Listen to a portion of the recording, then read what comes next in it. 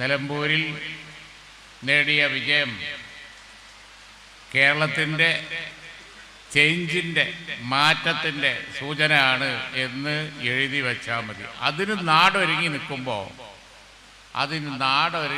നിൽക്കുമ്പോൾ ഇവിടെ ഒരു അശുഭം ഉണ്ടാവാൻ പാടില്ല. പാർട്ടിയുടെ കെട്ടുറപ്പ് എന്ന് പറഞ്ഞത് അതിൻ്റെ അച്ചടക്കമാണ്. ഒരൊറ്റ നേതാവ് അതിൻ്റെ കീഴിൽ എണ്ണയിട്ട യന്ത്രം പോലെ പ്രവർത്തിക്കുന്ന ഒരു പാർട്ടി, അതാണ് ഇന്ത്യൻ യൂണിയൻ മുസ്ലിം ലീഗ്. അതിന് വേളത്തായിട്ട് വേറെ രൂപം ഉണ്ടാകാൻ ഞങ്ങൾ സമ്മതിക്കൂല എന്നുള്ളതാണ്. അതിന് വേളത്തായാലും മലപ്പുറത്തായാലും കോഴിക്കോട്ടായാലും ഒറ്റ രൂപയും. ഇവിടെ കാരണന്മാരും അതുപോലെ തന്നെ യുവാക്കളും ഒക്കെ അണിനിരന്ന് ഇരിക്കുക. ഇന്നിപ്പോൾ കേരളത്തിൽ എല്ലാവരും ഒന്ന് നിരീക്ഷിച്ച് നോക്കിയാൽ മതി. ആലങ്കാരികമായി എണ്ണയിട്ട യന്ത്രം പോലെ എന്നൊക്കെ പറഞ്ഞാലും ശരി, സത്യത്തിൽ അക്ഷരാർത്ഥത്തിൽ അങ്ങനെ പ്രവർത്തിക്കുന്ന ഒരു പാർട്ടി കേരളത്തിലുണ്ട് എന്ന് അതിൻ്റെ ശത്രുക്കൾ പോലും സമ്മതിക്കുന്ന ഒരു പാർട്ടി ഉണ്ടെങ്കിൽ അത് ഇന്ത്യൻ യൂണിയൻ മുസ്ലിം ലീഗാണ്. അതുകൊണ്ട് അതിൻ്റെ കാരണം എന്ന് പറയുന്നത് അതിൻ്റെ അച്ചടക്കമാണ്. നമ്മൾ അങ്ങനെ വെറുതെ ഒന്നും പ്രവർത്തിക്കുന്ന ഒരു പാർട്ടിയല്ല. രാഷ്ട്രീയമായി സുശക്തമായ ഒരു സംഘടന അടിതൊട്ട് മുടി വരെ അതിൻ്റെ തലപ്പത്ത് വരെ നമുക്കുണ്ട്. ആ രാഷ്ട്രീയ സംഘടന എല്ലാ രംഗങ്ങളിലും നിറഞ്ഞു നിന്ന് പ്രവർത്തിക്കുന്ന ഒരു സംഘടനയാണ്. എല്ലാ രംഗങ്ങളിലും എന്ന് പറയുമ്പോൾ നമ്മൾ തൊടാത്ത രംഗമൊന്നുമില്ല. നാട്ടിൽ കാണുന്നില്ലേ, നമ്മളെല്ലാ ജീവകാരുണ്യ പ്രവർത്തന രംഗത്തുണ്ട്. മറ്റെല്ലാ രംഗത്തും നമ്മളുണ്ട്. വിദേശത്തുണ്ട്, അന്തർദേശീയ അടിസ്ഥാനത്തിലുണ്ട്. എവിടെയെങ്കിലും ഒരു ദുരന്തം ഉണ്ടായാൽ ആളുകൾ ഉടനെ ഓർക്കുന്നത് ഇന്ത്യൻ യൂണിയൻ മുസ്ലിം ലീഗിൻ്റെ പോഷക സംഘടനകളെയാണ്. കഴിഞ്ഞ കോവിഡ് കാലത്തും നമ്മൾ കണ്ടു. അതുപോലെ നിറഞ്ഞു നിൽക്കുന്ന ഒരു പാർട്ടിക്ക് ഒരു കാര്യത്തിൽ കോംപ്രമൈസ് ചെയ്യാൻ കഴിയൂല. ആ കാര്യം എന്താണെന്ന് വെച്ചാൽ അത് അച്ചടക്കമാണ്. ഒരു നേതാവിൻ്റെ കീഴിലുള്ള കെട്ടുറപ്പ് പോലെയുള്ള പ്രവർത്തനമാണ്. നമ്മളിപ്പോൾ രണ്ട് വലിയ തെരഞ്ഞെടുപ്പിൻ്റെ മുമ്പിലാണ് നിൽക്കുന്നത്. പഞ്ചായത്തും അത് കഴിഞ്ഞ അസംബ്ലി.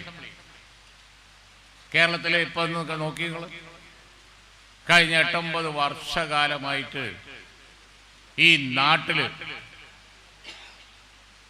ഇവിടുത്തെ മുസ്ലിം സമുദായം മാത്രമല്ല, ഇവിടുത്തെ മറ്റ് അവശ പിന്നോക്ക ജനവിഭാഗങ്ങൾ, നിലമ്പൂർ ഒരു ഉദാഹരണമാണ്. അവിടെ വനമേഖലയിൽ പ്രവർത്തിക്കുന്ന അവിടുത്തെ ആദിവാസികളടക്കം, SC/ST വിഭാഗങ്ങളടക്കം, അവിടുത്തെ മലയോര മേഖലയിലെ കർഷകരായ ക്രൈസ്തവ സമുദായം, മുസ്ലിം സമുദായം, അങ്ങനെ ഭൂരിപക്ഷ സമുദായം, അങ്ങനെ എല്ലാവരും അസംതൃപ്തരാണ് എന്ന് നിലമ്പൂർ അതിൻ്റെ കേരളത്തിൻ്റെ ഒരു ക്രോസ് സെക്ഷനാണ്. എല്ലാവരും അസംതൃപ്തരാണ് എന്ന് തെളിയിച്ചൊരു തെരഞ്ഞെടുപ്പാണ്.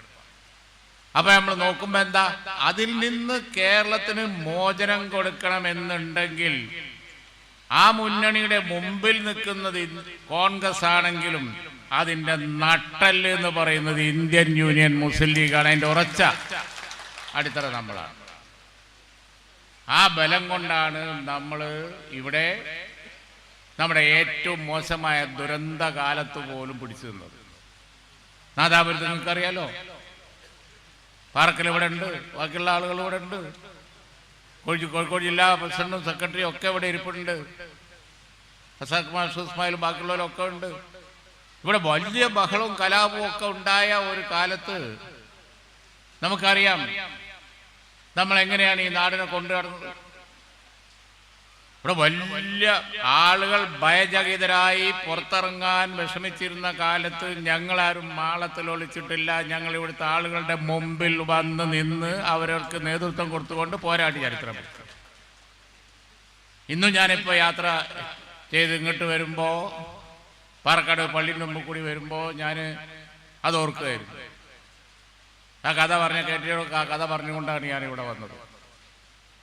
അപ്പൊ അത്ര രൂക്ഷമായ കാലത്ത്, ഇവിടെ സൂഫിയൊക്കെ ആ രൂക്ഷമായ കാലത്ത് പാർട്ടിയുടെ കെട്ടുറപ്പും ശക്തിയുമാണ് ഈ മേഖലയിലുള്ള മുഴുവൻ ജനങ്ങൾക്കും കണ്ണൂരും അതുപോലെ തന്നെ തലശ്ശേരിയിലും കാസർഗോഡും അതുപോലെ ബാക്കിയുള്ളിടത്തും ഒക്കെ സംരക്ഷണം കൊടുത്ത പാർട്ടി.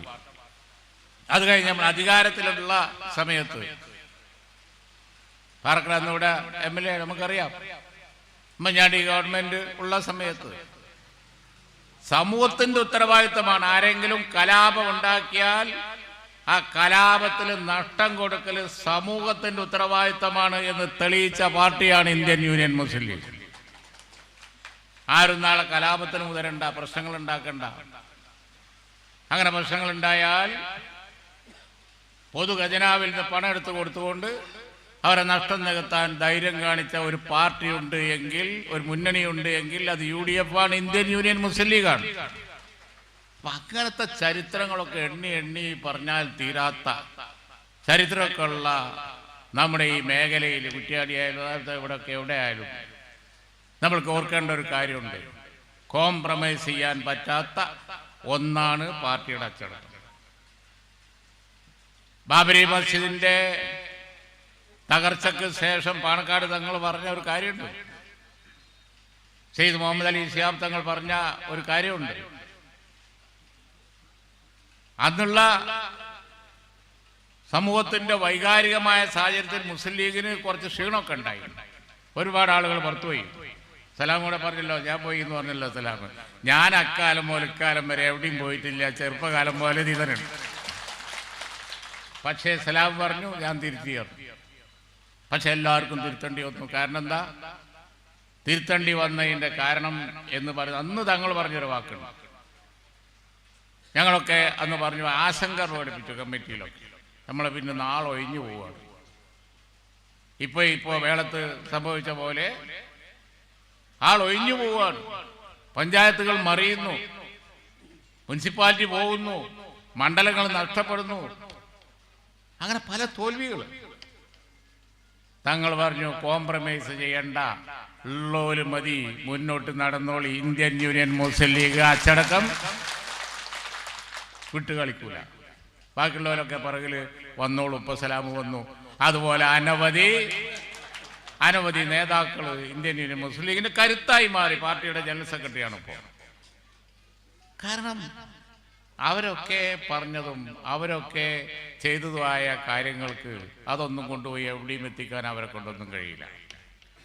ഇപ്പൊ കഴിഞ്ഞ 8-9 കൊല്ലമായിട്ട് കേരളത്തിലെ ഈ മൈനോറിറ്റി കമ്മ്യൂണിറ്റിക്ക് കോഴിക്കോട് ജില്ലയിലെ മലപ്പുറം ജില്ലയിൽ എവിടെയെങ്കിലും സ്കൂളുണ്ടോ, കോളേജുണ്ടോ, അതുപോലെ മറ്റ് ആനുകൂല്യങ്ങളുണ്ടോ? ഒന്നുമില്ല. സംഘടിത ശക്തിയിലൂടെ നമ്മൾ നേടിയെടുത്ത കാര്യങ്ങളാണ് ഈ നാട്ടിലുള്ളത്. സംഘടിത ശക്തിയിലൂടെയാണ് കേരളത്തെ, തമിഴ്നാടിനെ, അങ്ങനെ ചുരുക്കം മേഖലകളിലെങ്കിലും നമ്മൾ വ്യത്യസ്തമാക്കി മാറ്റി വെച്ചിരിക്കുന്നു. ഇന്ന് ഈ മേഖലയിലൊക്കെ നമ്മുടെ തലമുറ വിദ്യാസമ്പന്നരായി പുറത്തു പോകുന്നു, ജോലി വാങ്ങുന്നു, ലോകം മുഴുവൻ വ്യാപരിച്ച് നടക്കുന്നു, അങ്ങനെ പല കാര്യങ്ങളും ചെയ്യുന്നു. അതിനൊക്കെ ഒരു കുട പിടിച്ചു കൊടുക്കാൻ, ഇപ്പം മഴ ചെയ്തപ്പോൾ എല്ലാവരും കൂടി മുദ്രാവാക്യം വിളിച്ചു വന്നപ്പോൾ കുട പിടിച്ചു തന്നില്ലേ? അതുപോലെ സമൂഹം പിടിച്ചു കൊടുക്കുന്ന കുടയാണ് ഇന്ത്യൻ യൂണിയൻ മുസ്ലിം ലീഗ് എന്ന്. അതിനൊരു പോർലേൽക്കാൻ ഞങ്ങൾ സമ്മതിക്കൂല. കുറച്ച് സമയത്തൊക്കെ കുറച്ച് ആളുകളൊക്കെ കൊണ്ടുപോകും, അവരൊക്കെ പിന്നെ നേരായിക്കൊള്ളും എന്നുള്ളതാണ്. അവരൊക്കെ ആ പാർട്ടിയുടെ അച്ചടക്കത്തിൻ്റെ കീഴിൽ വരും. ബാക്കി കാര്യങ്ങൾ ഇവരൊക്കെ പറയും. വേളത്ത് ഇന്ന് വന്ന്, ഞാൻ ഇന്നലെ തിരുവനന്തപുരത്തായിരുന്നു, ഇനി തിരക്കിനിടയിൽ വന്ന് ഞങ്ങളൊക്കെ ഇന്നലെ അവിടെ ഈ തിരക്കിനിടയിൽ വന്ന് വേളത്ത് വന്ന് ഈ മീറ്റിങ്ങിനെ അഡ്രസ്സ് ചെയ്ത് പോകുന്നതിൻ്റെ കാരണം അത് തന്നെയാണ്. ഞങ്ങൾ കോംപ്രമൈസ് ചെയ്യാത്ത ഒരു കാര്യമുണ്ട്. പാണക്കാട് സയ്യിദ് സാദിഖ് അലി ശിഹാബ് തങ്ങളുടെ വാക്ക് പറഞ്ഞു കഴിഞ്ഞാൽ പിന്നെ എൻ്റെ അപ്പുറം ഉണ്ടാകാൻ പാടില്ല. ഞങ്ങൾക്ക് ഈ തെരഞ്ഞെടുപ്പിൽ നിലമ്പൂരിൽ നമുക്കറിയാം ഒരുപാട് അഭിപ്രായ വ്യത്യാസങ്ങൾ ബാക്കിയുള്ളവർ പ്രചരിപ്പിച്ചു. സ്ഥാനാർത്ഥിയെപ്പറ്റി, അതുപോലെ തന്നെ മുന്നണിയെപ്പറ്റി, വേറെ പലതിനെ പറ്റി എന്തെങ്കിലും ആരെങ്കിലും വകവെച്ചു? ജനങ്ങൾ വകവെക്കൂല. ജനങ്ങൾക്കറിയാം ഇന്ത്യൻ യൂണിയൻ മുസ്ലിം ലീഗും അതിൻ്റെ അച്ചടക്കമൊക്കെ.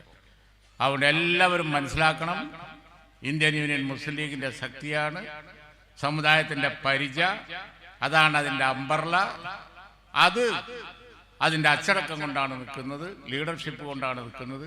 ഈ രാജ്യത്തെ എല്ലാ ജീവകാരുണ്യ പ്രവർത്തനങ്ങളും ബാക്കിയുള്ളതും തീക ചെയ്യുന്ന കാര്യങ്ങളും ഒക്കെ മറ്റുള്ളവരിൽ നിന്ന് വ്യത്യസ്തമായി നിലനിർത്താൻ കഴിയുന്നത് ഗ്രൂപ്പും കാര്യങ്ങളും ബാക്കിയുള്ള ഒന്നും ഇല്ലാത്ത ഒരു പാർട്ടി, വാക്ക് പറഞ്ഞാൽ വാക്ക് അതിനാണ് വില എന്ന് പറയുന്ന ഒരു പാർട്ടി, ആ അന്തസ് കീപ്പ് ചെയ്യുന്ന പാർട്ടിയാണ് ഇന്ത്യൻ യൂണിയൻ മുസ്ലിം ലീഗ്. അത് ഒരിക്കൽ കൂടി ആണയിട്ട് ഉറപ്പിക്കാൻ വേണ്ടിയാണ് വേളത്ത് ഞങ്ങൾ വന്നത്. അത് നിങ്ങൾ പാലിക്കുമെന്നുള്ള ഉറച്ച വിശ്വാസം ഞങ്ങൾക്കുണ്ട്. എല്ലാവർക്കും നന്ദി. അസ്സലാമു അലൈക്കും. ജയ് ഹിന്ദ്.